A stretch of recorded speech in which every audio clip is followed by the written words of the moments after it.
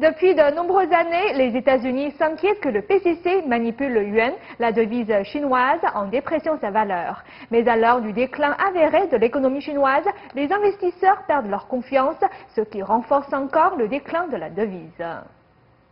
Depuis le début de cette année, le yuan chinois a perdu 1% à la valeur du dollar américain. Bien qu'il s'agisse d'un faible recul, c'est la première chute depuis 2005.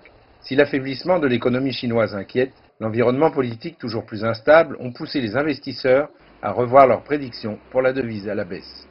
Bienville, capitale de New York, gère des fonds de 300 millions de dollars.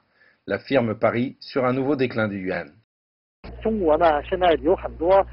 Des changements immenses en Chine inquiètent les gens. Tout d'abord, il est de plus en plus difficile pour les entreprises privées de gérer leurs affaires. Lorsque cela arrive, le pays perd sa force motrice du développement. Les entreprises d'État en Chine ne peuvent pas porter cette responsabilité. C'est pour cela que le monde extérieur s'inquiète.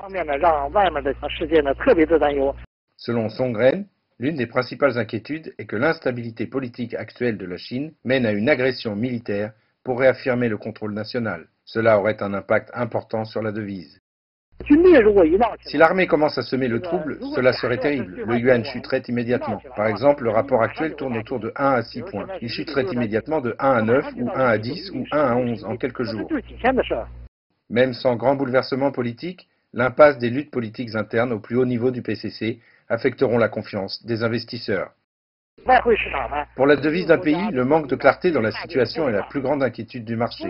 Personne ne sait ce qui va se passer demain. Donc, le yuan va tomber jusqu'à un rapport de 1 à 11 d'ici un an ou deux. Tout le monde va vouloir se mettre de côté et regarder. Un autre signe de l'affaiblissement du yuan, les économies en yuan placées à Hong Kong ont atteint un pic en novembre 2011 avant de chuter. Les investisseurs en Chine et hors de Chine partent peu à peu, ce qui renforce le déclin du yuan. Nouvelle, NTD, New York.